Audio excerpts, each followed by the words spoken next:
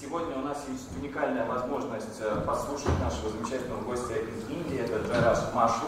Он возглавляет бомбейскую инновационную группу и расскажет немножко о том, как стартапы могут влиять на городское развитие, на город, и каким образом вообще могут эти стартапы попадать на рынок. Эту встречу проведет Елена Гаврилова, директор бизнес-инкубатора ИТМО. Мы благодарим ИТМО за то, что они дали нам площадку. Сегодня они также являются партнерами сегодняшнего мероприятия. И у нас есть специальный гость. Вы этого не ожидали, мы этого не ожидали, но мы очень рады, что это случилось. Брайан Эванс, наш давний друг, который приехал к нам из Великобритании. Он является известным урбанистом, работающим с правительством Санкт-Петербурга, Москвы, возглавляет Академию урбанизма в школе искусств города Глазго.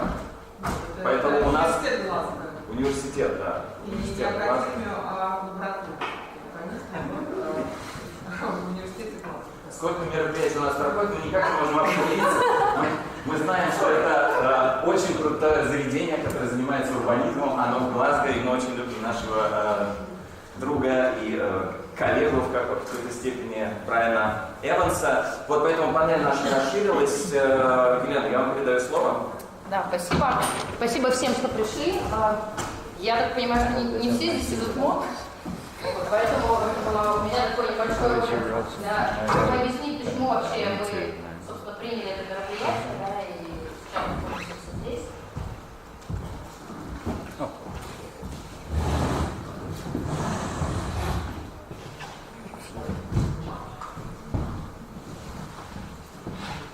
University, St. Petersburg, Russia. A university with a unique research and academic profile, IT and photonics. Each academic career path includes a variety of programs, projects, and initiatives. ITMO University's strength lies in its solid foundation that is rooted in two main goals: education and research. Our team is the driving force that moves us forward. It is our heart and soul, the engine that drives us. The university mission defines the direction and focus of our development. Our core values are the pillars that support us, give us balance, and underlie all of our work. It all began 115 years ago, when the first ever mechanical and optical department was established in Imperial Russia. A new mathematics department soon followed, later to become the Department of Computer Technologies and Control Systems. IT is on the rise. ITMO initiates and sets up the Federal University Network, RUN, and has become a world champion of the ACM International Collegiate Programming Contest. Department of Photonics and Optical Information Technology welcomes students. ITMO gained status as a national research university and was selected to join the 5 to 100 Russian Academic Excellence Project. And even more dynamic developments and global changes are happening. ITMO's intense pace ensures that the university stays ahead of trends year after year. On its journey to success, ITMO University clearly sees its goal and the means to attain it. Being proud of its rich history, ITMO University is a non-classroom university. Possessing such promising and modern qualities as flexibility and dynamic change, freedom and drive, the university blends education and innovation, research and art, robotics and urban science. ITMO University is a true St. Petersburg University. It embodies the future today. Join us on our journey. So that's briefly about ITMO University. The only thing I want to add about my business incubator. So last year we got an award as a best university business incubator in Russia. We got it from UBI Global, which is an international research association. If you want to do business in urban sciences or in any other sciences you are involved in, so please join the business incubator of ITMO University. That's it. So I pass the word to you now. So your presentation. Hey, good afternoon, everyone. My Russian is not very good, so I will speak in English. If you need translation, just raise your hand. I'm sure Elena will help you out. Thank you so much, first of all, for taking the time to come out on a Saturday. And I really appreciate it to give me a chance to learn something from you as well. I'll share some stories that I've been involved in India and around the world in some projects. But before we start, I wanted to... Is it your presentation? That's okay then. Wanted to just quickly share a video about an interesting concept that is emerging in the world called innovation districts. Not sure if many of you have visited any innovation district in any part of the world, but we'll talk a little bit about it, and I'll share a story about a project about an innovation district that I was involved in Mumbai, in India.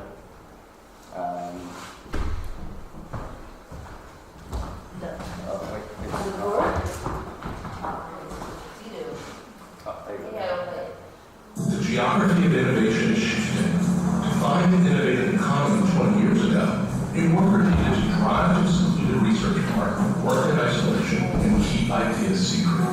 Today, proximity is everything. Workers want to be in urban places that are walkable, bikeable, hyper-caffeinated, where they can bump into other workers and share ideas.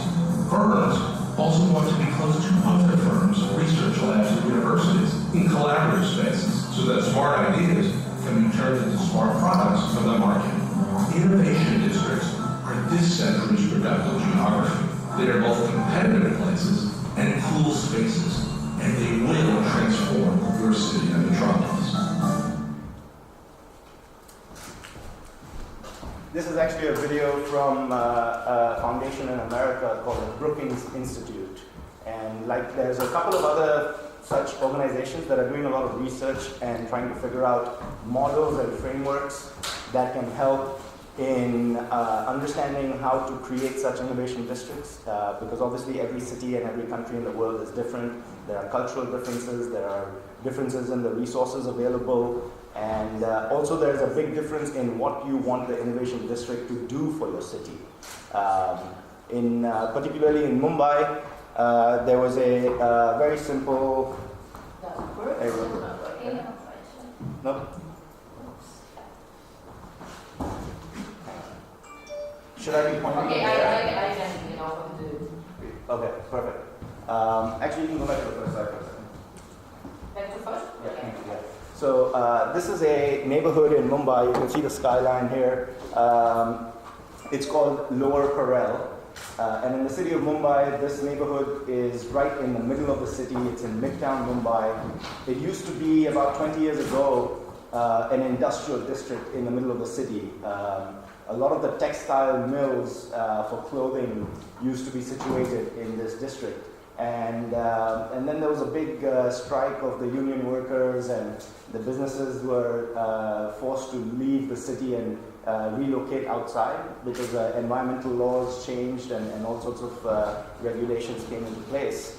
So the district was abandoned by the mills and taken over by the real estate community and redeveloped completely. So you see a lot of the tall high-rise buildings. There's actually a Trump Tower in the middle. I think this one is still being constructed.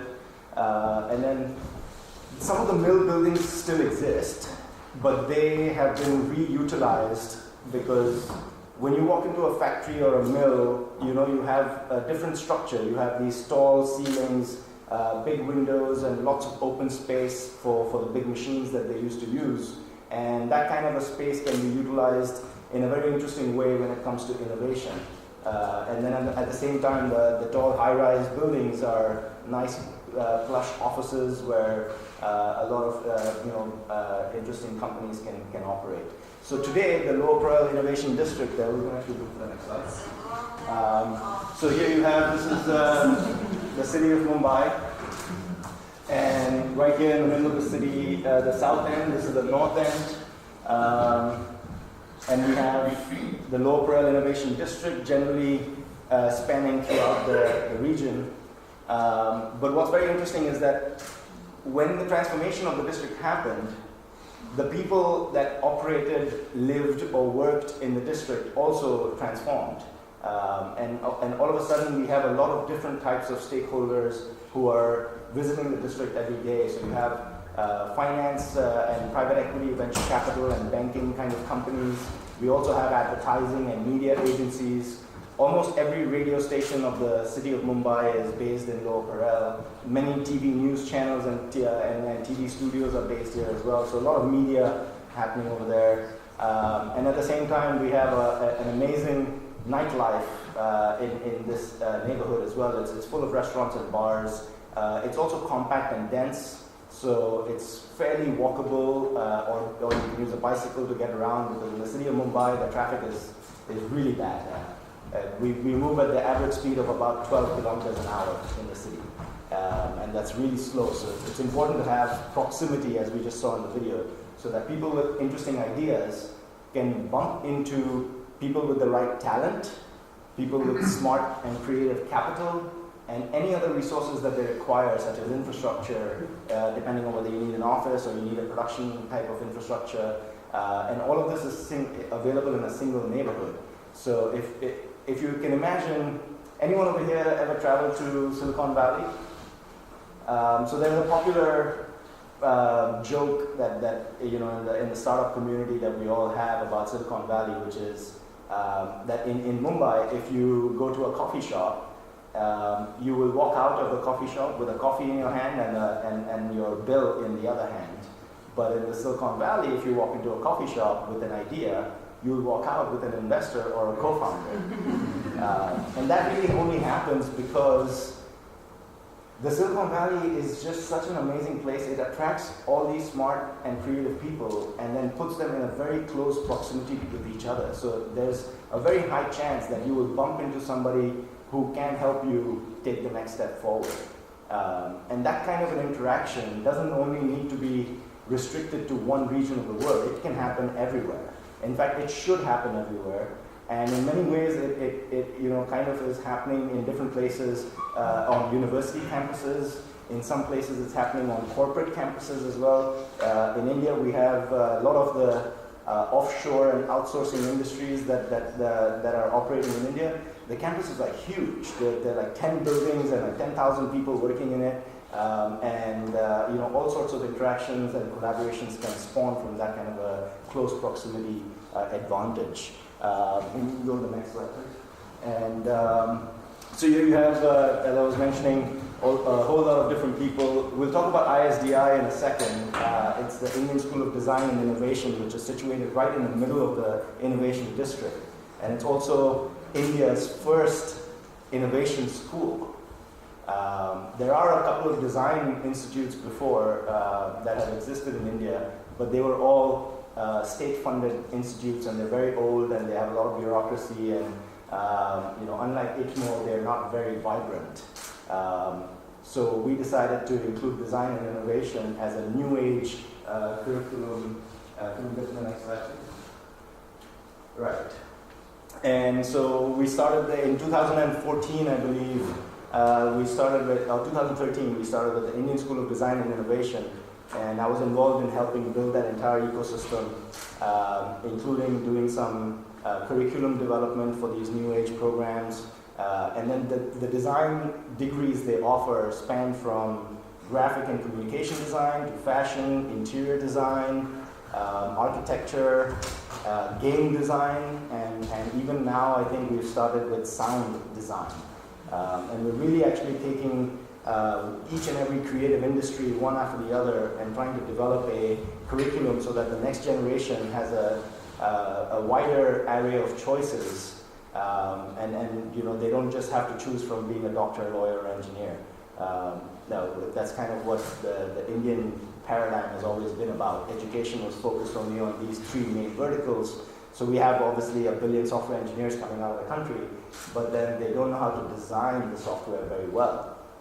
So this is kind of an attempt at a private education institute to fill the gap that exists between existing education options and what the industry really needs and where the world is shifting.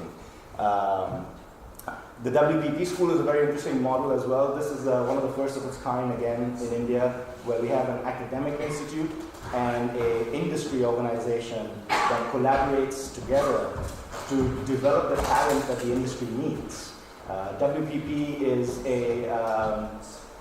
the world's largest media and advertising and marketing agency conglomerate. They own Ogilvy and Martha, if you've heard of that. They own Fitch, Landor, and many, like about almost 330 companies in some 80 or 90 countries. The value of WPP is, I think, about $16 billion. It's a huge company. But what's very interesting is not a single class in WPP is taught by a teacher.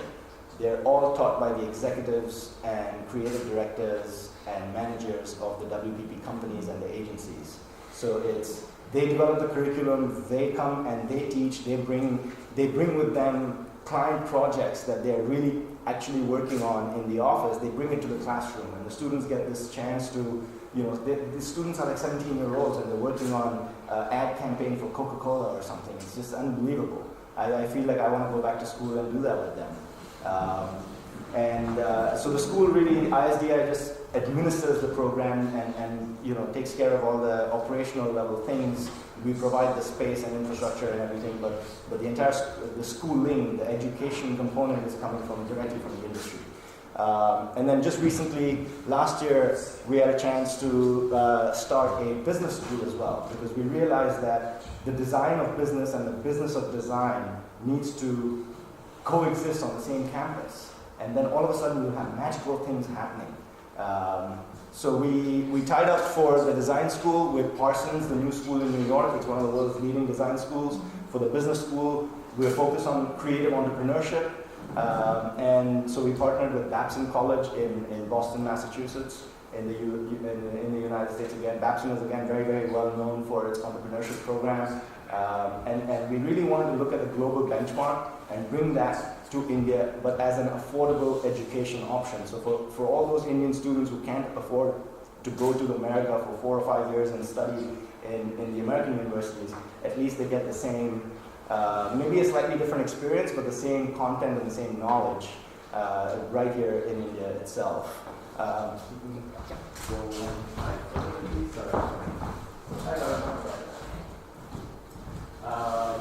talked about that already. This is cool. So beyond academics, at the school we realized that this is just not enough. Once the students graduate, we need to give them an ecosystem to take the next step, because otherwise they'll just go and find a job and start running the rat race like everybody else. So we tied up with Microsoft Ventures. Microsoft Ventures is a division of Microsoft that is investing in creating and running accelerator programs for startups, as well as in many cases taking an interest in the startup in terms of equity or investment.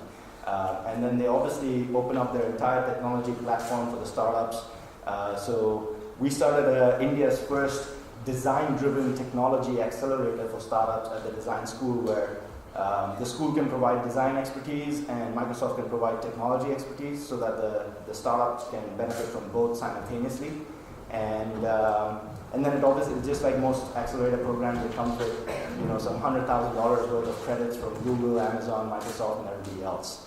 But it's a great opportunity for all the venture capitalists in the Lower Parel Innovation District to just walk into the campus and interact with a startup, and it's a great opportunity for that intermingling and exchange of ideas and networking to happen. And just the same, the students of the design school and the students of the business school, they're constantly interacting with each other on projects as well. So it's becoming very anti-disciplinary. And by that, what I mean is, there was a time when we were trying to build a workforce that was an expert in one thing, and they were specialists. So we have neurologists and cardiologists, and we have carpenters, and we have different types of engineers who focus on their one discipline. And that was required because we needed focus, we needed to achieve high level of quality and things like that. Now we're moving into a world where even multidisciplinary is not enough. we need to break the paradigm of having these discipline buckets. So therefore we use the word anti-disciplinary, so that there is no restriction. Don't label yourself as coming from a particular field.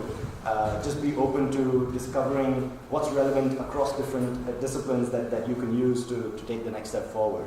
And finally, ISD ACE is quite cool. This is the latest thing that just started in January this year. And ACE stands for Accelerating Creative Entrepreneurship.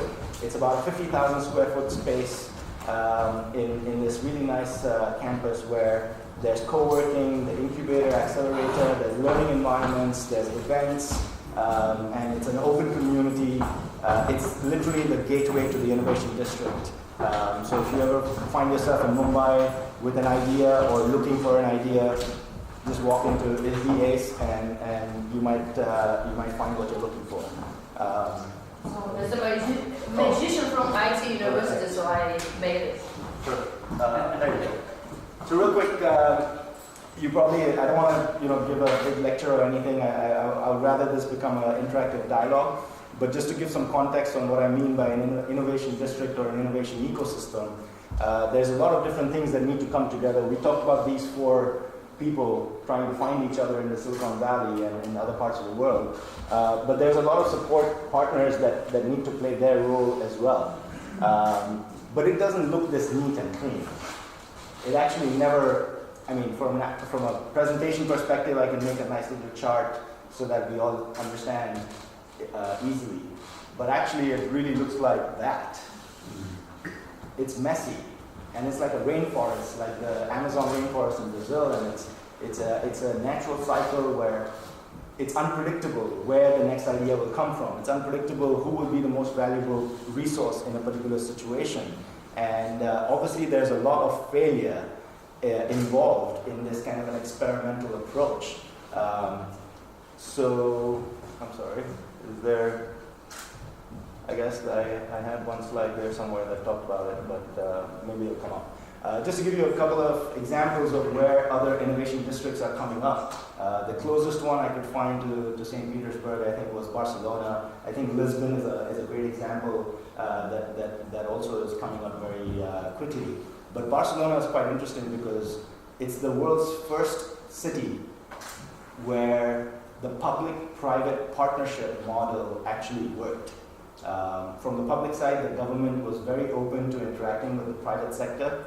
And they, for example, they take a city block and they arranged a formula with the private real estate developers that if they can use 30% of the space for affordable housing or for small and medium businesses and make that affordable and price it in such a way, then they get to exploit a lot more benefits out of the 70% of the space that they can build whatever they want. And they get a lot of tax benefits and things like that. So they try to create a win-win situation. And now in the 22 at Barcelona district, which is the innovation district, first of all, it's really cool that it's right next to the beach.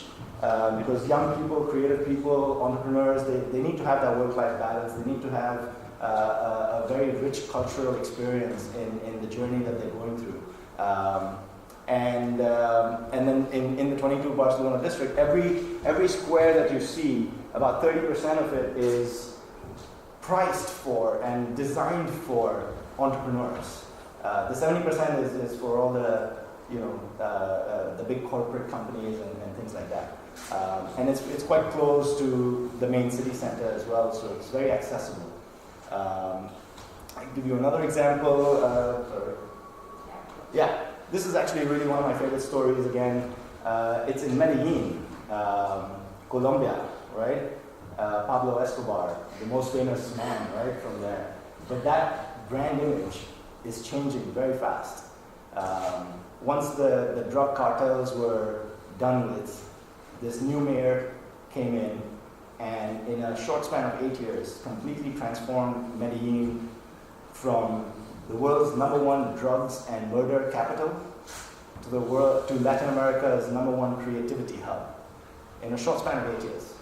Ruta N is a joint venture company that the municipal corporation of the city of Medellin, university in Medellin, and a financial institution in Medellin, the three of them came together All three are public state organizations, but they combined their forces and created Ruta NA, which is in charge of this entire transformation project.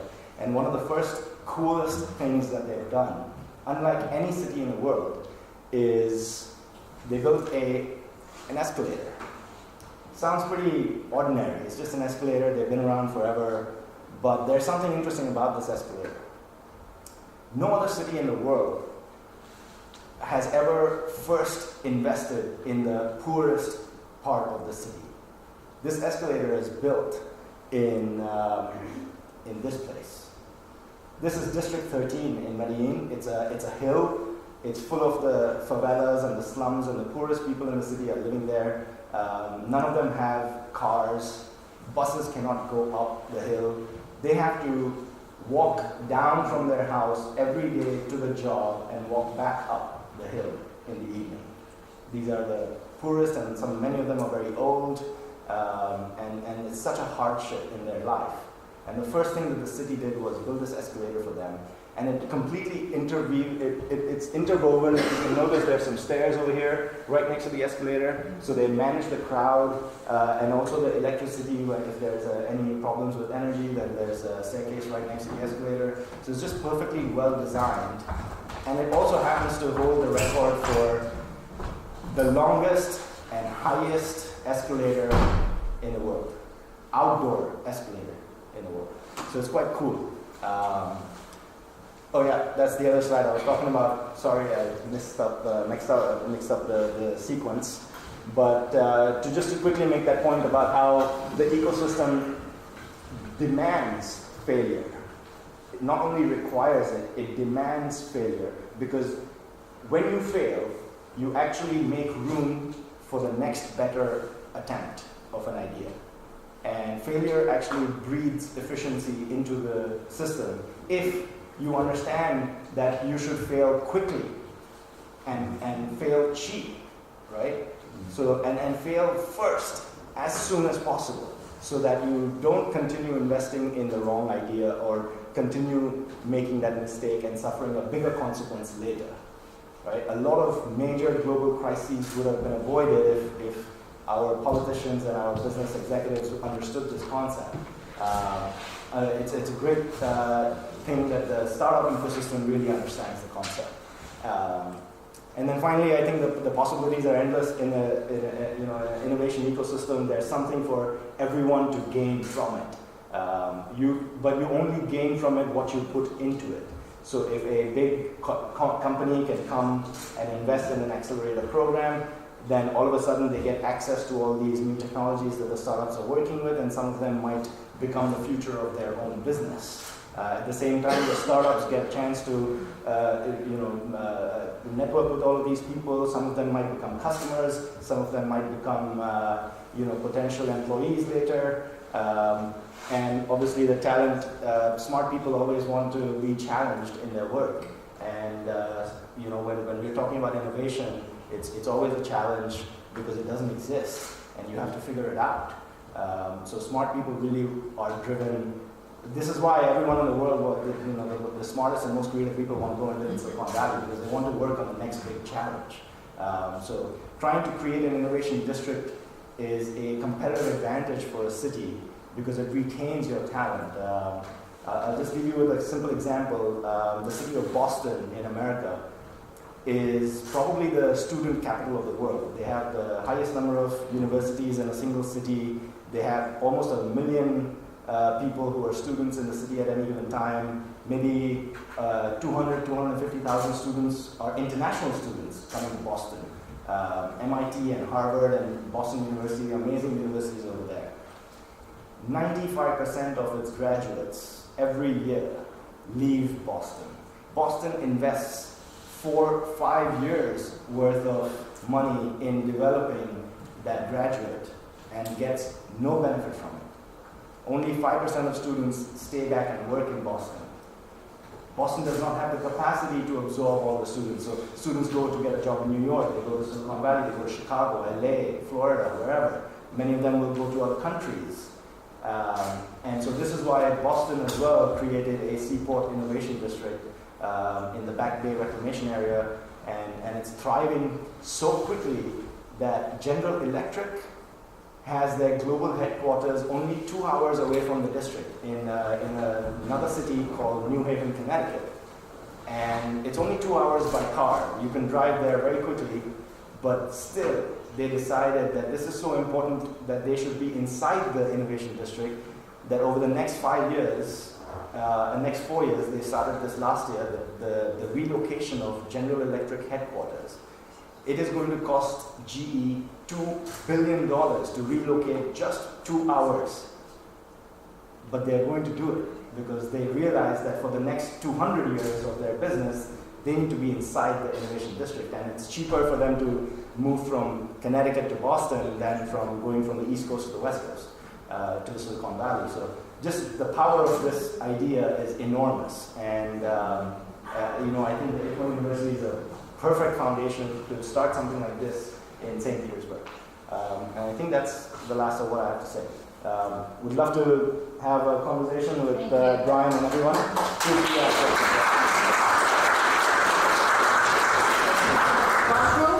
Let me pass a word to Mr. Evans. So I'm really so happy that you are here.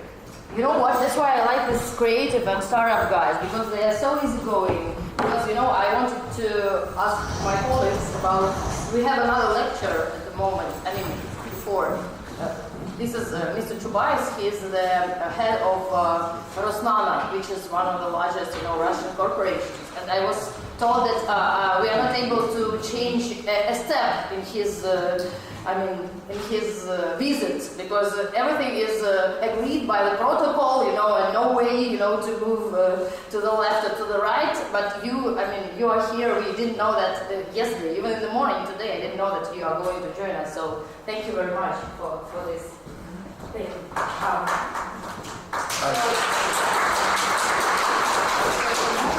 I found out exactly 30 minutes ago. But then there's something to do with a very special Russian person who runs a foundation here in St. Petersburg and also in London, Nona Matakova, and she is another magician. So you have to be very careful if Nona says, "Oh, come for lunch." "Oh, could you just give a lecture as well?"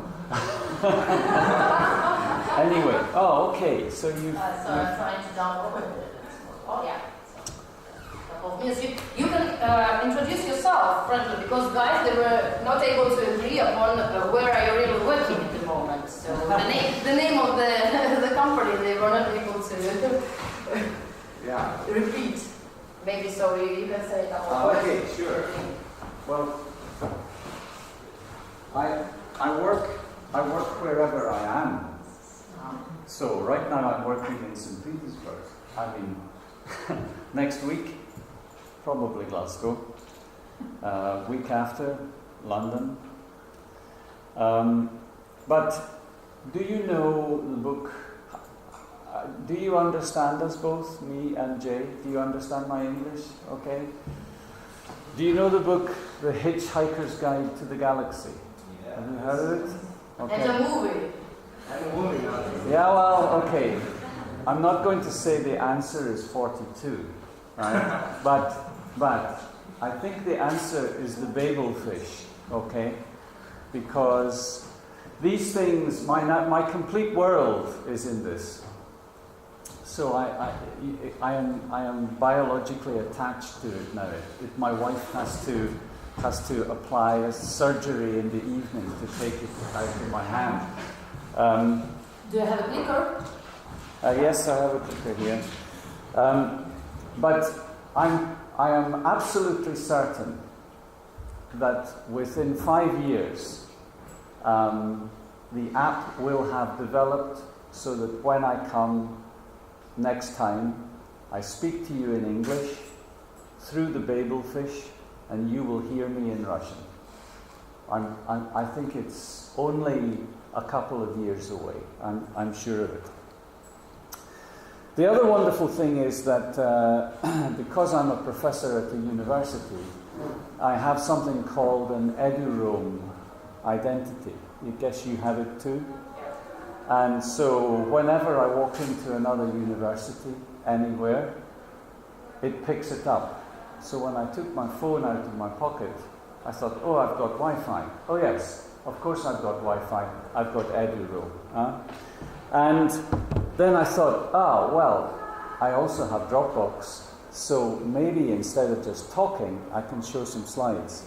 So excuse me, while you were while you were talking, I sent a link to Yelena, and so here we have it. Now, I'm not so smart to be able to edit this presentation, which I gave to the Irish government 2 months ago, instantly for you, or translate some of the text into Russian. So I'm just going to use some of the slides.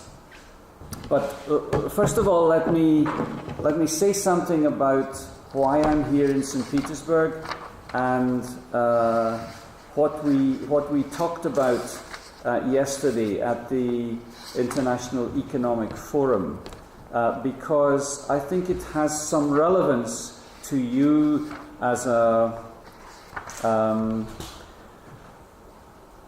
technological university, as an incubator. And I managed to close my book, so I can't find my notes here.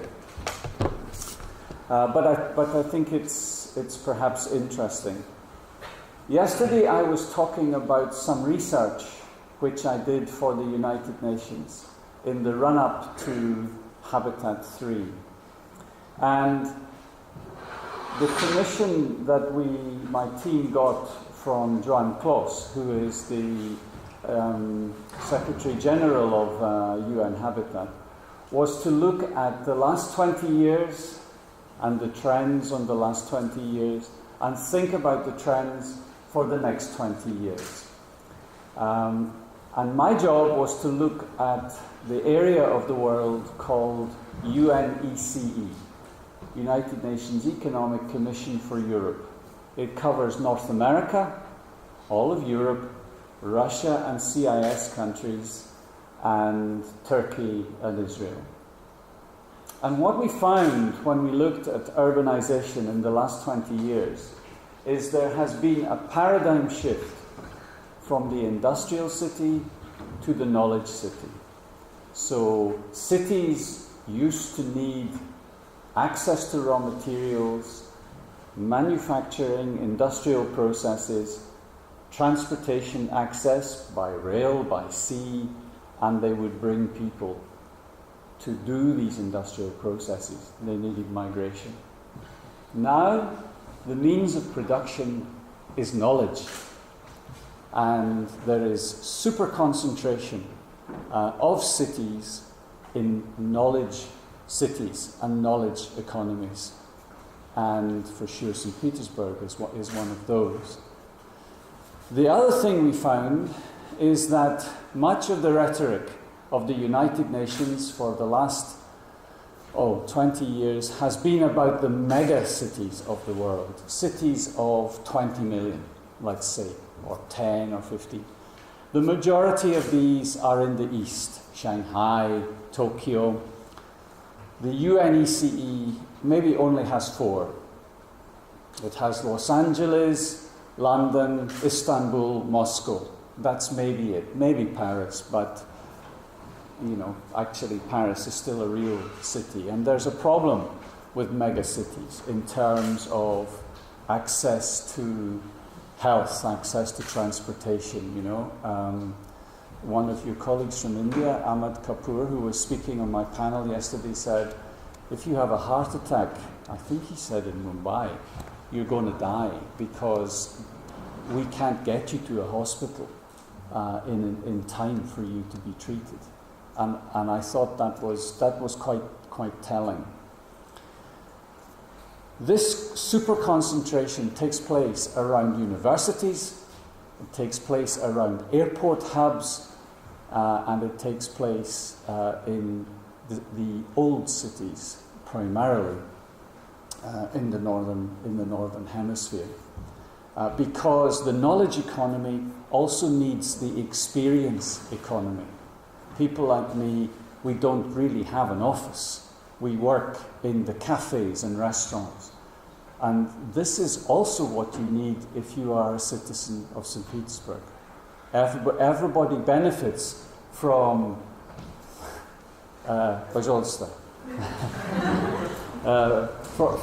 everybody benefits from the experience economy. So the experience economy focuses on place. And we found that there are groups of successful cities, and we call these mega regions super cities of the world. For example, Boston to Washington, a population of 55 million. And with this definition, you could argue that the United Kingdom, Great Britain, is a super city centred on London. All of the cities in the UK and Ireland are just 1 hour from London. Boston to Washington is just 1 hour, okay? If you come to Russia, there's maybe, at the moment, one super city, is Moscow-St. Petersburg corridor. But there is potential with the Western corridor from Moscow through Warsaw, Berlin to London, Paris is another super city. And there are maybe two other axes in Moscow. There is the north one to St. Petersburg, a Baltic hub. There is the western one, as I've said, to London. There's an eastern one, Nizhny Novgorod, Kazan, Perm, Ekaterinburg, maybe on to Omsk, Tomsk, Irkutsk. Not yet. The infrastructure is not there yet, but maybe it will come. South to Voronezh, Rostov, Krasnodar, Sochi. There's real possibilities. But what about the Pacific East Coast? Vladivostok.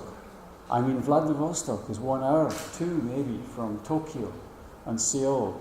You know, there is a real opportunity for growth there. Outside of the super cities, let me tell you, in the United States and Canada, actually, 82% of people live in cities already.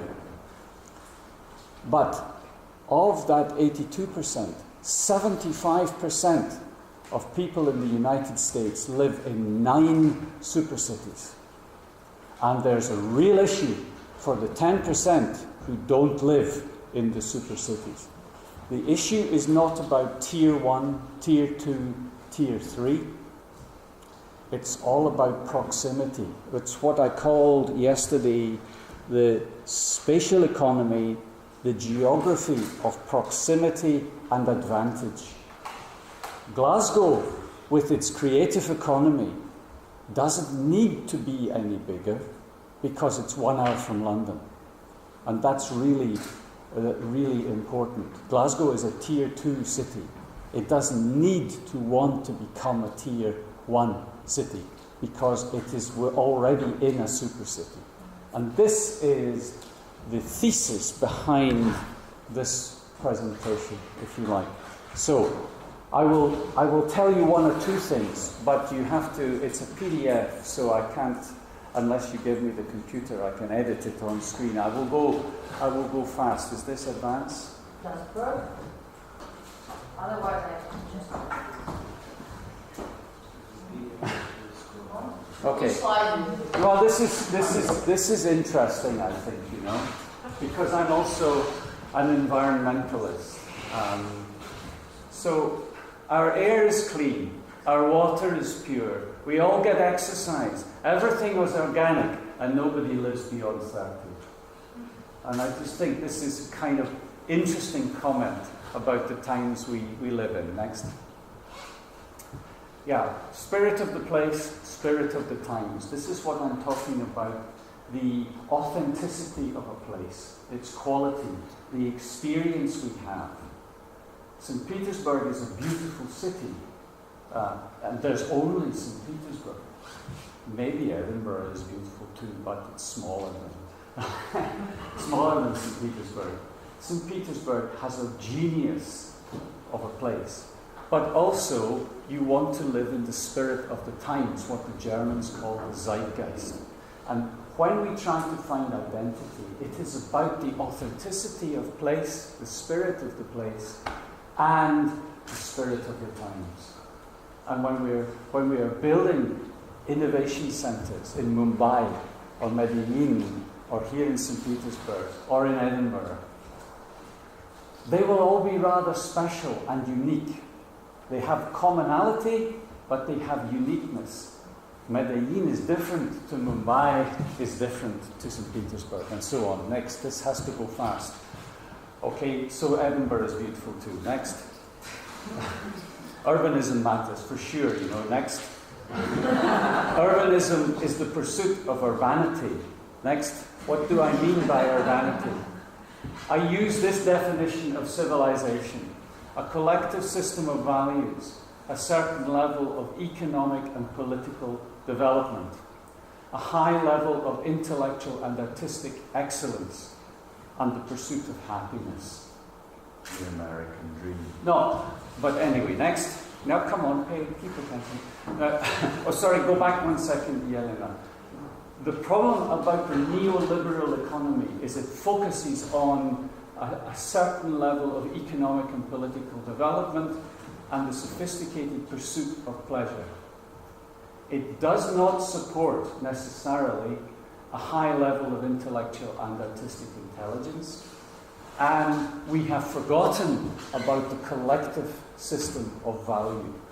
But if you want to do what Jay does and what I do, you need a collective system of value. You need the Babel fish, and we need to be able to talk like this. While the politicians are being politicians, people are talking. Next. Well, this is about art. Next.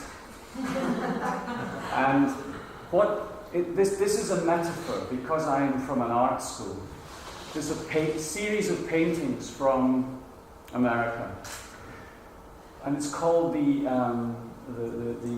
Passage of Empire, from the Arcadian beauty to the great empire to war and destruction. And this is a cycle. And entropy fights against urbanism.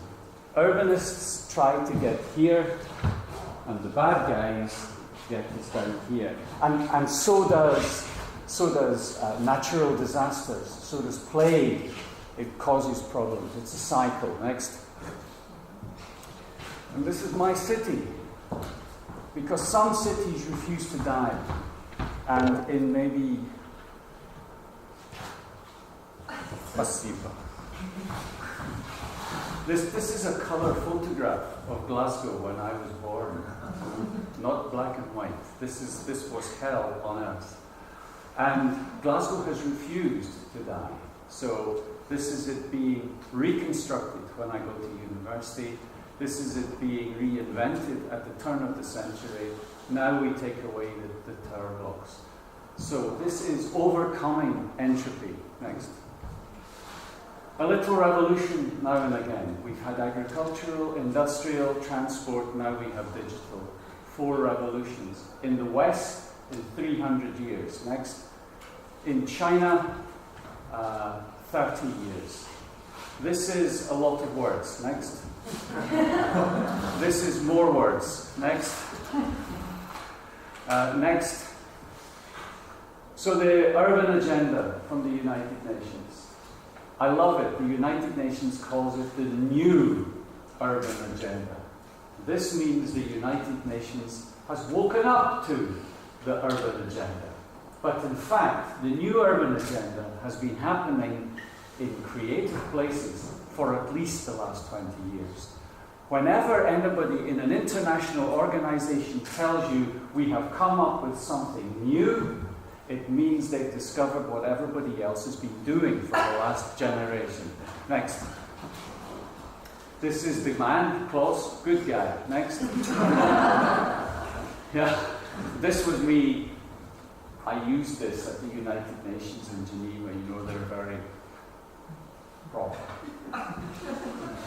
And I found this photograph of this young couple with the, you know, this is Amsterdam, and that is maybe, I don't know, but certainly that's Amsterdam, you know, and I just liked it. It's kind of, you know, what does agenda mean? Next. What does it mean for cities in practice? Now we get some practical stuff. Next. Yeah, next. Sorry about this. So this is the area of the world I was working with, you know, and international organizations, they talk about, so the UNECE, and we've got 5 regions of the world and everything, and it's, and I said, oh, you mean it's the world from Vancouver to Vladivostok? And they said, oh, we never thought about that, but yes. So I thought that was quite interesting. I mean, it's really the developed north. And people think about, you know, this is the tyranny of who invents the map first. This is called the Mercator projection. So we have this projection, and it makes the United States and Russia so far apart. Unless you go to Alaska, you can wave over to Siberia. What is it, 65 kilometers or something up at the top? Next. So the perspective is different. Yes, so we live longer and we're not making enough babies. Next. Big trend, unfortunately, in the developed north. But it has real economic consequences. When I was a boy, there was maybe 7 people to look after one old guy. Today, it's 2. And this is the case in the United States, it's the case in Europe, and it's the case in Russia also. And Russia has a declining population as well. Next. Automation. So demography is important. Automation. Next.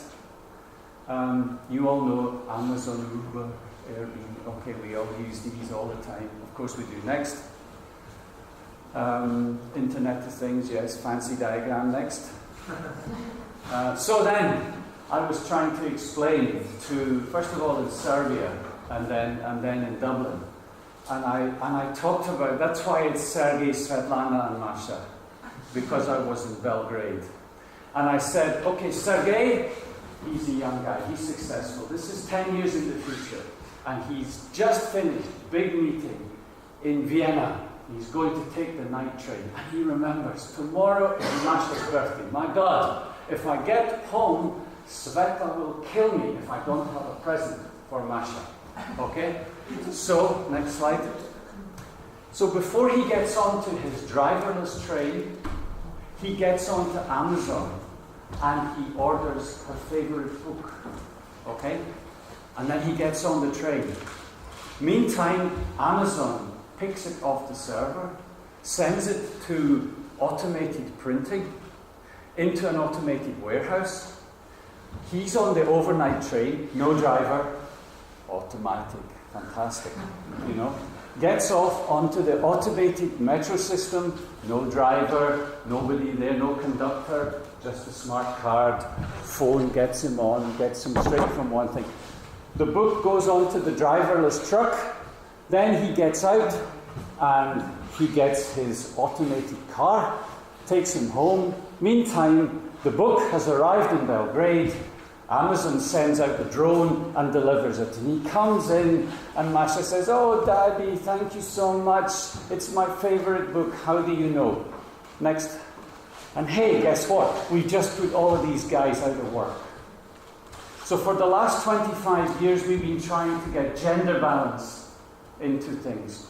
But balance between men and women. Okay? And now we don't need anybody. We don't need men and we don't need women working. We don't need train drivers. We don't need subway drivers. It took me a long time to find the right balance, you know. And racial equality as well. Right? The warehouse man is out, the delivery guys. You can't tell even the delivery guys come to your house, you know. Delivery. It's nice. Hello, how are you? Yeah, it's terrible weather, isn't it? You talk to people. You can't talk to a drone. Okay, next. We'll come back to that. Urban concentration, next. is down to this guy, Cesare Marchetti. He was the first guy, Italian physicist, figured out you can shrink space, you can shrink distance with time. You know, he worked out that over time, people are prepared to travel 1 hour, 1.5 hours, do a day's work, travel 1.5 hours back. In ancient Rome, it was from the edge of the city to the center of the city. But today, you can get on an airplane and fly from Moscow to St. Petersburg, do a day's work, go back again. Still takes you 1.5 hours to get from the edge of Moscow to the center of the city, however, but that's another story. Next. So this is shrinking space with distance. Next. Urban concentration. Next.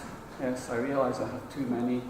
And the other thing about concentration is that there was this geek in Facebook,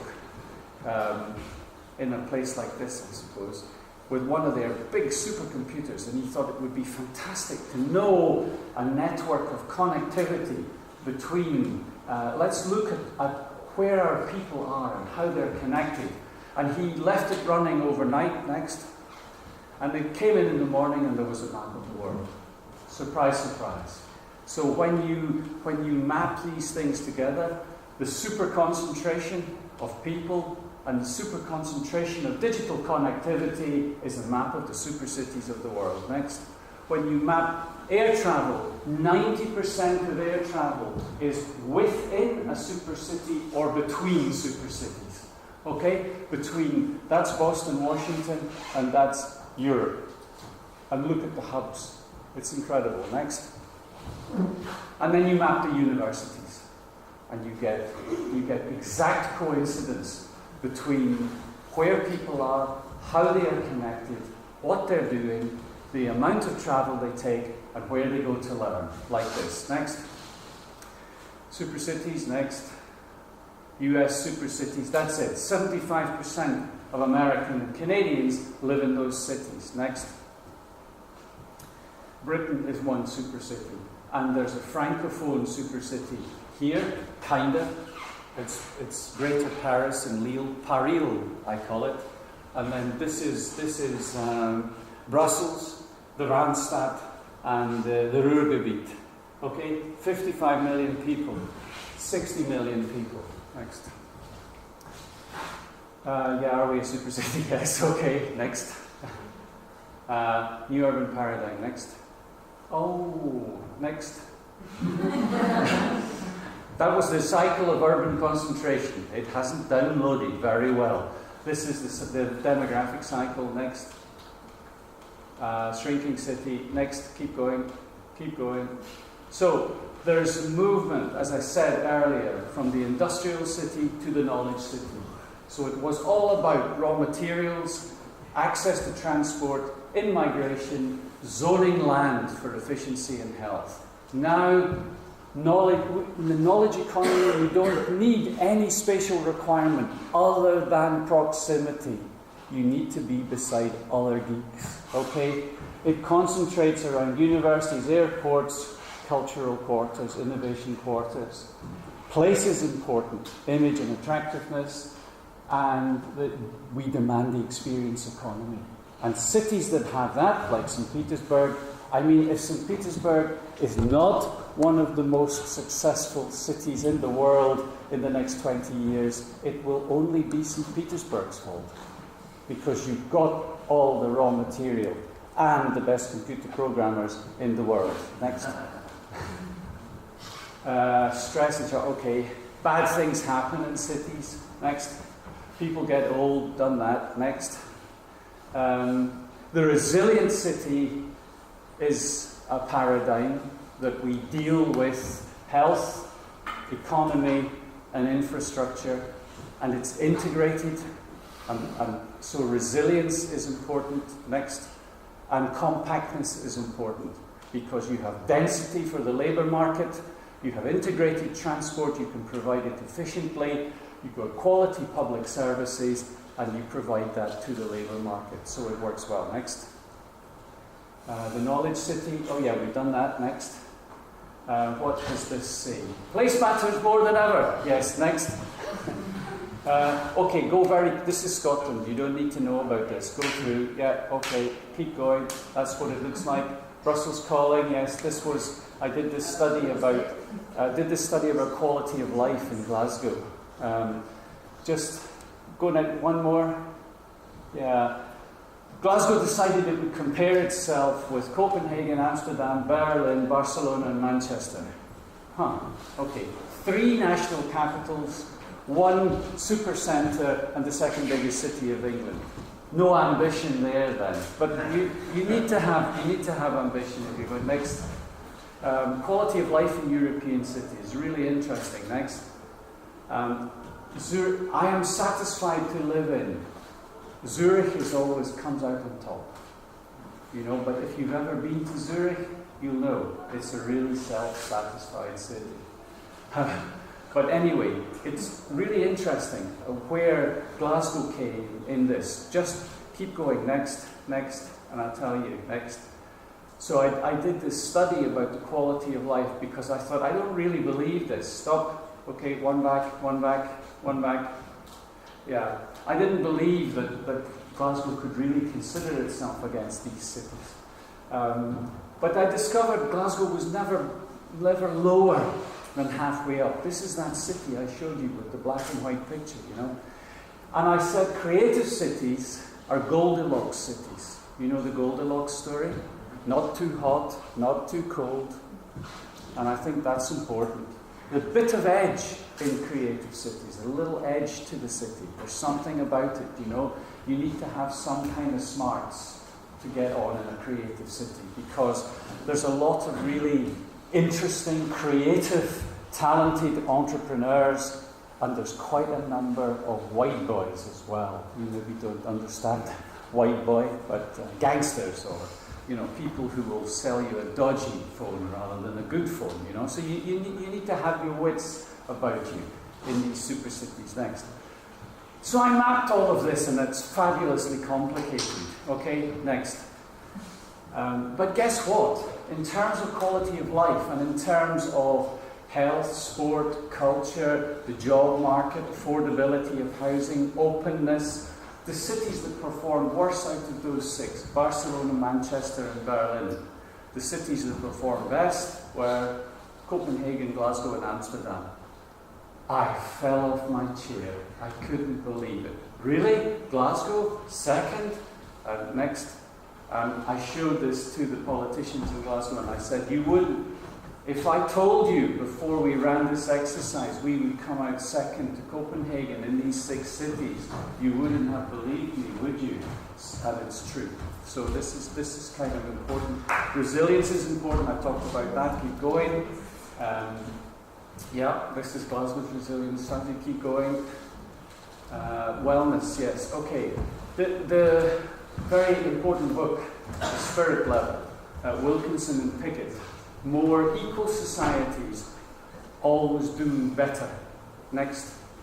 And they mapped all of this. And this is a map of inequality against health. And the worst is the USA, UK. I don't think Russia's here because I don't think they could get the data.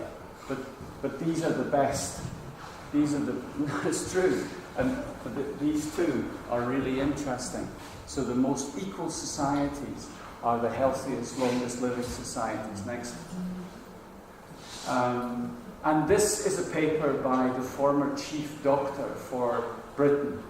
And he said we focus on illness when we should be thinking more about wellness. And he talked about greening cities and the integrated nature, the quality of place if you want to create an atmosphere, an environment for the knowledge worker. Next.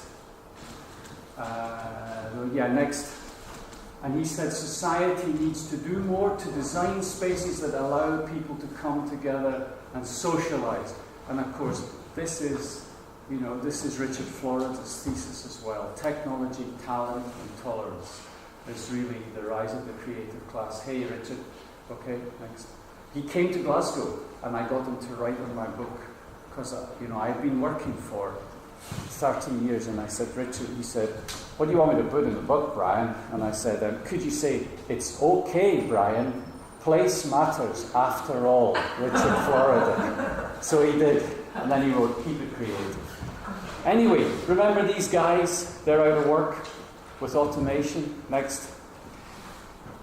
Where we're headed in the whole of the developed north is for the creative class and the service class. The baristas, the hairdressers, things that you can't necessarily get a robot to do. I mean, you probably can get a robot to cut your hair, you know, but yeah, exactly. But I mean, what happens if you go, I'm not sure I like that. It's like Edward Scissorhands, you know, oh shit, and then your ear comes off or something, you know, so that's a bit of a worry. We can't all be lawyers, architects, and the top musicians. So what's everybody else going to do? Next. Creative cities. I want to attract knowledge workers. They want to attract you. You know, Boston apparently is not a sticky city. 95% of people go. They want to keep more. I don't know how sticky St. Petersburg is. You know, a lot of your programmers go to Silicon Valley. But the interesting thing about Florida, I think, is that he said for the knowledge workers, want livable neighbourhoods, public space for public life, comfortable and effective transport. These things matter no less to the people who can't choose. So for the people who are disadvantaged, for the people living out in Leningradsky, and you know, I mean, if we make cities attractive for knowledge workers, we make it attractive for all of our citizens. Next. Back to the future. Yeah, next. Transcendental quality. Next. What did the Romans ever do for us? So, when we're thinking about all of this, and we're thinking about smart cities, and we're thinking about the Babel fish and all the rest of it, people are always saying to me, Brian, cities are complex. They are so complex. Bullshit, I say. Cities are simple. Why? Because we are soft carbon organisms. And the things we do today are more or less the same as the first cities between the Tigris and Euphrates rivers in Mesopotamia and in Rome. We do some things on our own. We do some things with our significant other. We do some things as a family group. We do some things like this. And we need spaces. Okay, we need to keep the rain out and the cold. We couldn't have this meeting right here outside in St. Petersburg in February. Maybe this winter, I think it was warm this winter. But normally, we'd all be frozen to death, right? And so I had this series of slides because we have this television series in the UK. What did the Romans do for us? It comes from Monty Python, you know. They say, well, they put the sewers in. Okay, well, the sewer. Well, they built the roads. Okay, well, they go. Apart from the sewers and the supermarkets, and what did the Romans do for us? So here's a Roman toilet. Here's a toilet today. Okay, a bit more sophisticated, and it's going to be connected to the the Internet of Things. So your phone will tell you when you need to have a new toilet roll, in case you forget. If you're a man, you forget to put the toilet roll, you know. But your computer will tell you. But the toilets are just the same. Next, the beds are buying. This is a Roman bed. Okay, here's a modern bed from IKEA, no doubt. Next, okay, we do some things in a family group. And apparently even the Romans had teeth whitening, according to this drawing. Next. We like street art, street things, you know, buy food in the street, have a good time. Next. Next.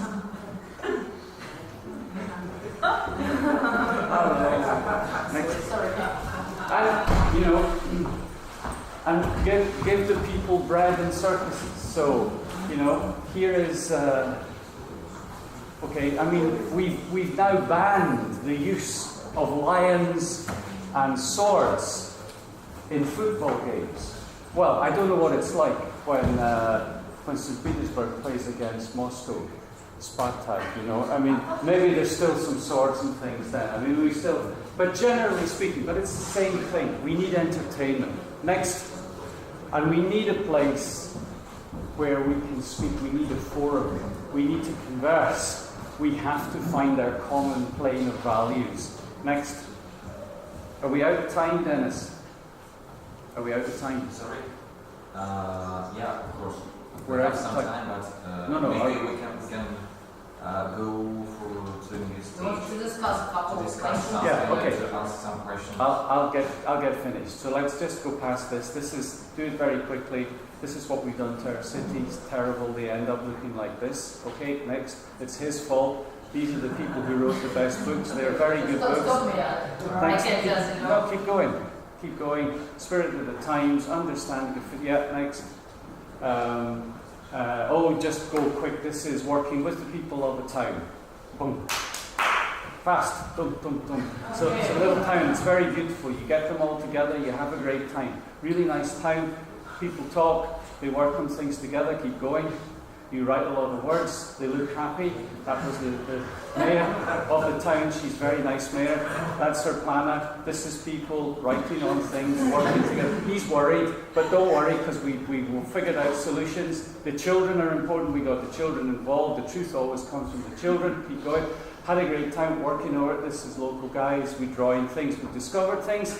After we did all of that, the local politician said it was really good. Okay, keep going. So we made a plan. Keep going. Bang, bang, bang. Everybody goes to the edge. This is how long you do it, but you can make your town look nice. People applauded. They thought it was lovely. It doesn't cost a lot of money. You can swim in the ocean in Scotland. It'll kill you, but you can do it. And that was it. And it was really successful. Okay, transition towns, lots of things you can do. Keep going. Slow towns, they're very important. They're also important too. They love this in Dublin. Yes, keep going. Creative places. Keep going. I'm running out of steam. That's a friend of mine. He's always laughing. What do we do? What do we know? So I talked about this. Urbanity. It's really important. Planning is a 20th century solution to a 19th century problem. Keeping nasty things away from where people live in the industrial city. Urbanism is a 21st century solution to a 20th century problem. Modernism, putting everybody in boxes. But we need to get out the boxes and work together. Next. We don't have enough young people. We don't have enough jobs. We're getting older. We all live in super cities. Place matters more than ever. Next. I've talked about that. Next, the transcendental quality of place. Do we make things too difficult for ourselves, what the Romans do for us? There's a lot of words about philosophy. Understanding assets, facilitating change. Yeah. Sustainable city, smart city, resilient city. Next, smart urbanism, smart cities. We need to be smart about our processes. We don't need smart cities. We need high quality cities, places that are good to live. I think that's the last slide. No. Okay. Oh yes, we need smart law, smart policy, smart design, smart education, is smart urbanism. A paradigm shift from housing to living. Yeah, okay, stop thinking about houses as boxes, but a living environment. Next. That's it. No, that's it.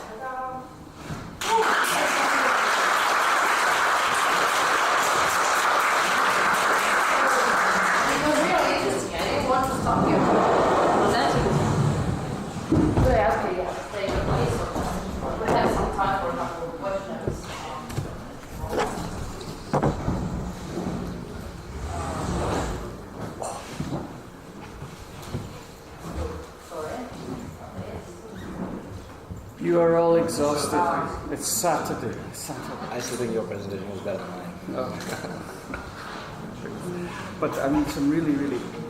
I wrote some things down that you said. Really important. Really important. I mean, Jay said, innovation requires failure. Makes me feel better. I've failed so many times in my life. It's a changing of the guard. We'll let them.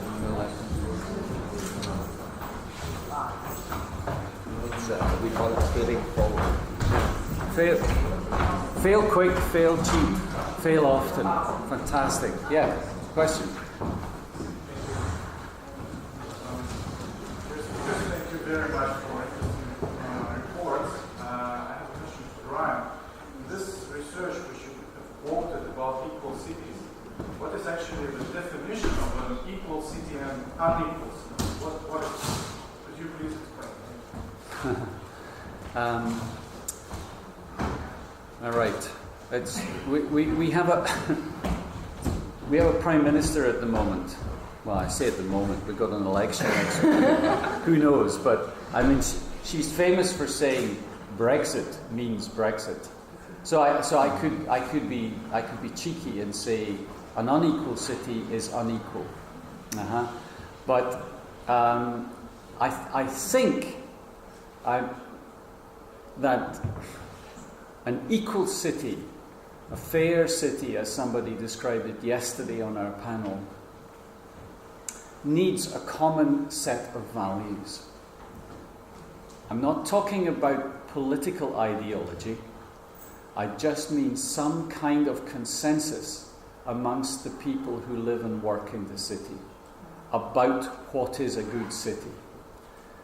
And that means that some of the better off need to give something back, because those who have less give more. And I think that's really what it means. That is for me, that's the essence of civilization.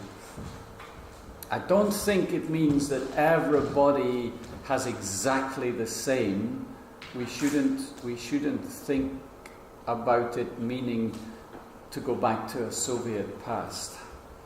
Of course there should be some spread, but you need to have a consensus about the city, and you need to build a society where people tolerate one another. We are headed for there being 10 billion people in the world. We can only handle that if we live in cities. There's plenty of space because Professor Ed Glaser from Harvard University has said you can fit everybody in the world in a city with a townhouse and streets and parks in a city the size of Texas. True, but that's an economist's view of the world, because we have deserts, we have mountains, and there's not so many places. So I think that to understand equality as opposed to inequality, it's not just economic equality, it's spiritual equality, cultural equality, and it's the preparedness to tolerate, like what the mayor of Medellin has done, and Peñalosa in Bogota as well. By making starting in the poor places, investing in the poor places, building cycleways. They said Peñalosa was crazy. It's murder capital of South America, and he said, "I'm going to make cycleways." Yeah. Said, God, we've elected a mayor and he's local, and he made them. So maybe I can just add one point. To me, that means it's just equal access to the resources of the city. Yeah, good. That would be the first step, I think, in making a city more equal. If everyone can have equal access to what the city has to offer. In India, that does not happen in any. There's only unequal cities in India. For every rich neighborhood filled with Bollywood stars, we have poor neighborhood slums. These are the workers who are working in the homes as domestic help and chauffeurs, drivers, all these kinds of jobs. And they can't afford to live very far because they would be spending too much time and money traveling to work every day. So they are literally right next to, or sometimes even within, the rich neighborhood.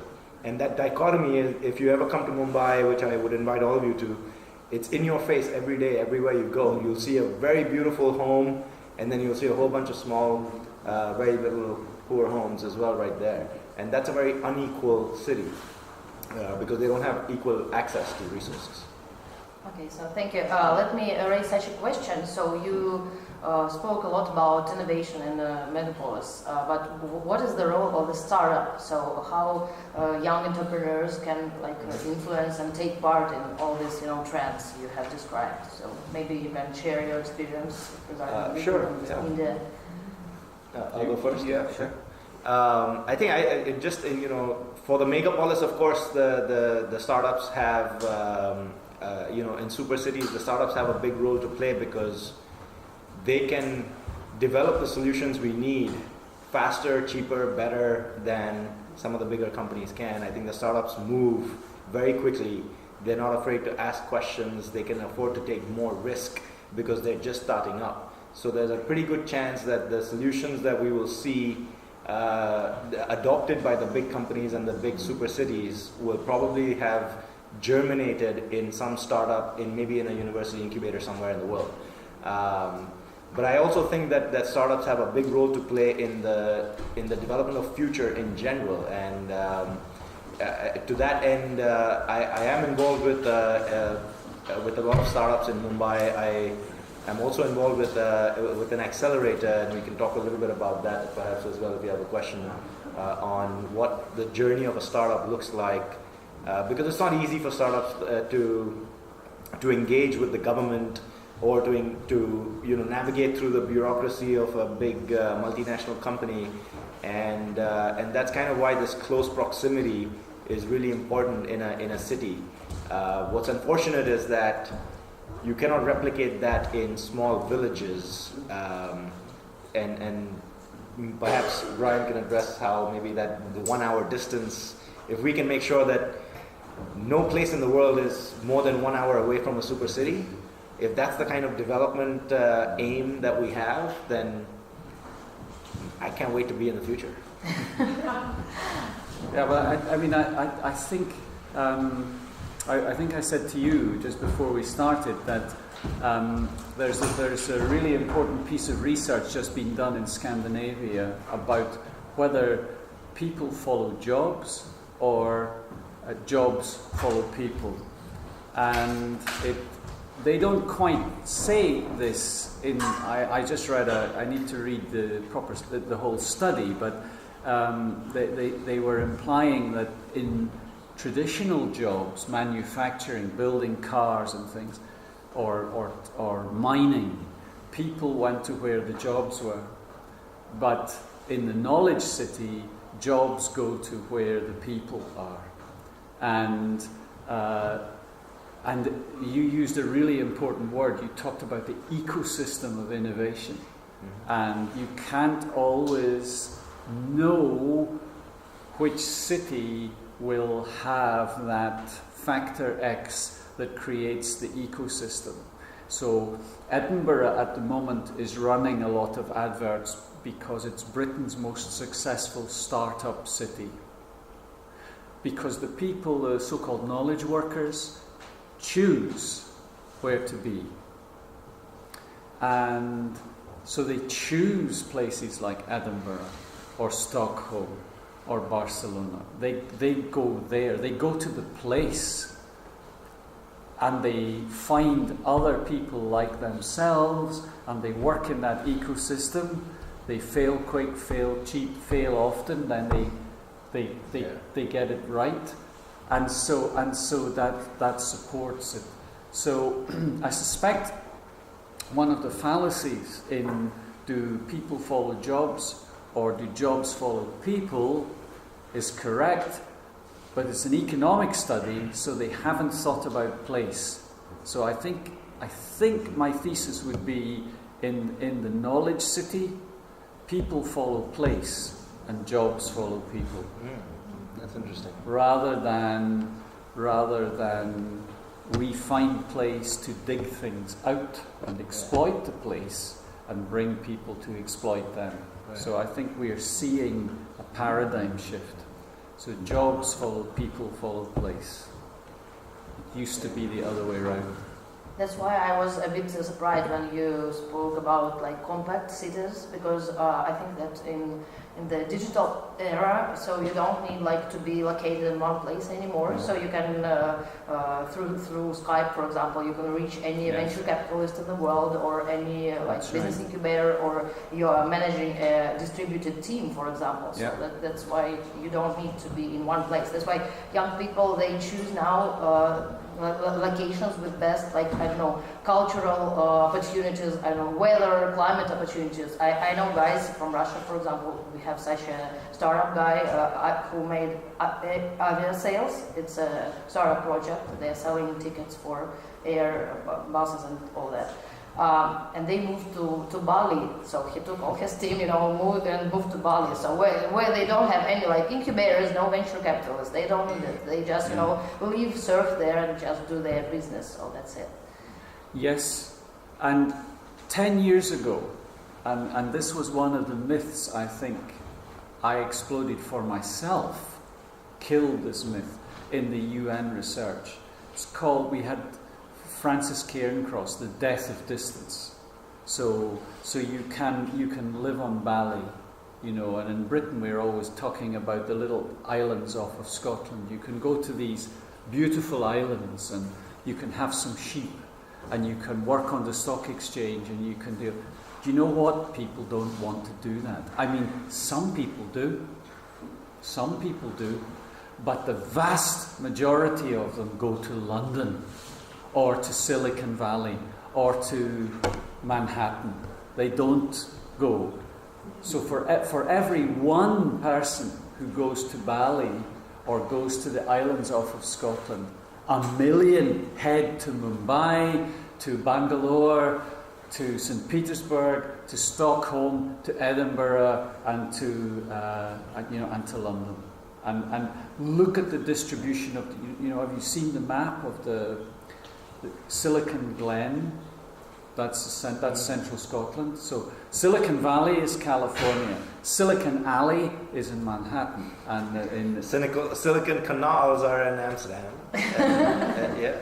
That's it. And there's, I can't remember what the Scandinavian one is, Silicon Smorgasbord or something. I don't know. But for every one person who goes off to Bali, 1 million head to the creative ecology of the creative cities. Yeah, in fact, just to throw a wrinkle in this place, people and jobs, the city of Medellin gives entrepreneurs $40,000 US to come there and start their company. Boston, the city has an innovation challenge. If you win the challenge, you get $100,000. And there's a bit of a difference, right? Because this is like North America and South America and their perspective on what kind of people they want to attract to their city. Boston wants competitive people that can outcompete New York and San Francisco. Mm-hmm. So they made a gamified competition way of, because only those people would then be interested and excited. But Medellin is a little more Latin America, and take an afternoon siesta, bring people who are driven by the design more than by the economics of the startup. And so they just wanted to bring people who need the money. They have an idea and need the money. So just come and there's infrastructure, there's capital, and get going. So I think that there's this perspective, I think, that each city or each place needs to have on what do you want innovation to do for you, what do you want startups to do for you. And the best answer to, the best place to look for that answer is, what is your biggest problem in the city that you're trying to solve? And just dedicate a laser-focused approach to inviting the young talent and startups to solve those problems. Okay, I agree. So let's speak a little bit about this. So sure. What opportunities do your countries or certain cities they offer for startups to attract people to come there? In India right now, the big couple of space sectors, industrial or economic sectors where things are happening, very quickly what is going to start happening, it's just beginning now, is the smart city area. To have technologies that can make cities smarter. Our Prime Minister Modi is in a big way pushing the smart city agenda. In I think the next 10 years, we need to build 100 new cities in India, and only 20 of them are existing cities that will become smarter. 80 of them are not even cities right now, and they have to become smart cities. So it's a big, big initiative, and there's lots of big companies that are trying to contribute to this goal, but there's immense opportunity for startups. And the really good thing is the government is now treating these organizations as equal.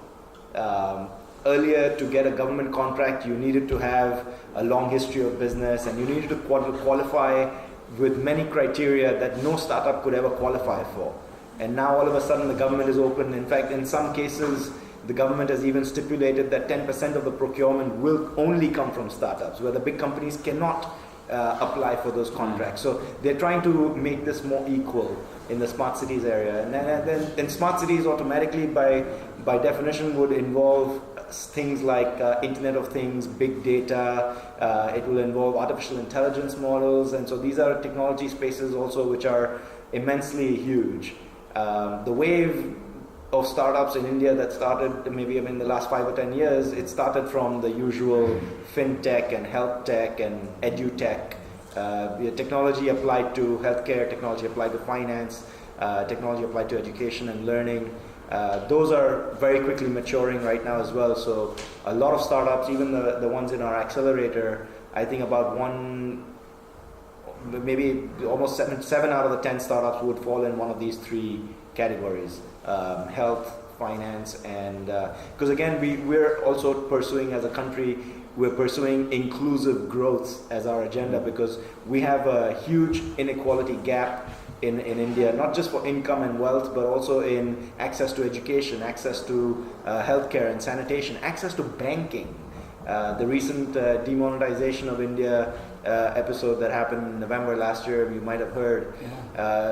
Before they could do the demonetization to deal with the corruption, they had to spend almost 5 years trying to bring every Indian into the government system and into the banking system, make sure they all have bank accounts, make sure we have digital money on our smartphones. All of these things needed to happen first. Then you can do an overhaul of the currency system in the country and fix that corruption problem.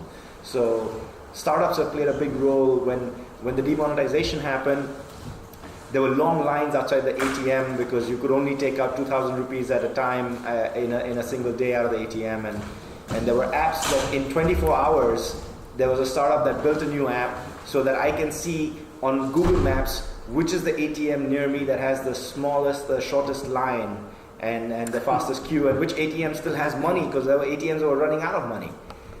So these were the areas and issues that startups, and no big company, no big bank was able to fix this problem, but the startups were able to do it in 24 hours.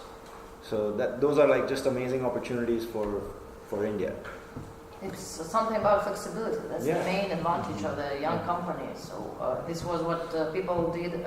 Unfortunately, they were not able to create an app, but they organized the system when this terrible terror acts happened in St. Petersburg. So a group of guys, they just joined together and they organized an online table with this.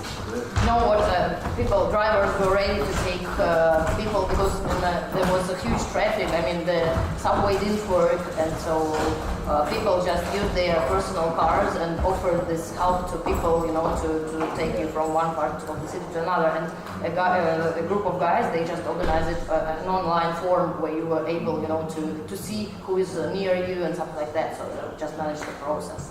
So, and what can you say about Britain and Scotland about attracting startups and the ecosystem? I think the main thing I would like to say is, because I don't think Britain is as good at startups, in fact, as it's off the pace compared to America and India. But I think the one thing I should say is that when I'm talking about jobs, follow people, follow place, I'm talking about proximity. I'm not talking about competition. So I think competition is a fundamental human need. People want to compete, and cities compete. So the super cities will compete with one another. What I'm talking about that we hadn't thought about before is that people like to be close to compete. So proximity, I might even do more work on this. The proximity, I might argue a thesis that for competition you need proximity in order to be able to bring it about. I think that's the essence, and that's maybe a learning moment for me from today. That the whole ecology of startup needs proximity. And happy to contribute to their research. Let's do that. No, That's an interesting question. That's, I think that's... I also have a question about... Can we mix it up a little? Yeah, Let's take one okay, question from the yeah. crowd and one question from you as well. So. yeah. While there is still a crowd. Yeah, while we still have some of you It's guys. Saturday, and I know, of course. We apologize if this is You going start longer with a than couple we of guys like us, you have to stop us, you know? Just let us know when to shut up and we'll all go have lunch. У нас время буквально на 2 вопроса. Да, давайте, кто хочет что-нибудь спросить. Вы уже задавали вопрос. You are the most curious man in the room. I really like you. Нет, если никто не против, ни у кого нет вопросов. Please, no, please, you can ask questions. Just one more question, Mr. Mashru. Do you know any cases of cooperation between startups in Mumbai, Mumbai Innovation Group or whatever, Mumbai cluster, and between Petersburg or any other Russian city? In India-Russia cooperation or collaboration on startups? Startup, yeah. I can't think of one, but I'd be very excited about making it happen now. The accelerator that I'm involved in, it's called Z Nation Lab in Mumbai. Our first office outside of Mumbai is in Silicon Valley. And we're trying to build a bridge between the Indian startup ecosystem and what's happening in the Valley, because not only are the most sophisticated investors over there, but it's also a very important area in terms of a market for many Indian startups. They're looking at America as a market, and they're also looking at getting some latest and greatest knowledge and skills from there to help them scale in India. So that's so far the bridge that we have been trying to focus on. But now this is my first time in St. Petersburg, so I'm learning a lot more, and I would be excited about building another bridge between India and Russia. This is the 70th year of the friendship of our two countries, and Russia has really been a very, very dear friend of India ever since our independence, from everything like military technology to investment in infrastructure and other things. So maybe startups is another platform where we can extend our friendship and do great things together. Good question. Thank you so much. But does that nation accept like foreign projects in the program, or Russian maybe ones? Absolutely. Tomorrow, in fact, not tomorrow, but on Monday, I have an interview of a startup. They're based in Greece. A few months ago, we were talking to a startup in Monaco. So yeah, we're open to work, and they don't have to be Indian. The founders, entrepreneurs, they don't have to be Indian.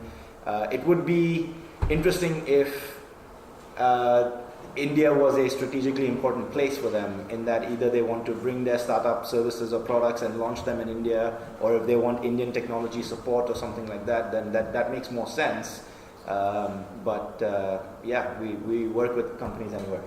It seems to be a very prospective market. I mean, a lot of people there are like facing China and India, so it's a huge market for their products. Absolutely, we're a lot of people who need a lot of things and don't have much of anything right now. So just about anything you can think of inventing, you might find a customer in India and China for sure. Do you have any international cooperation cases, maybe like? Yeah, but here's an interesting one. Okay, let me read you something from a tweet yesterday, from Twitter yesterday, okay?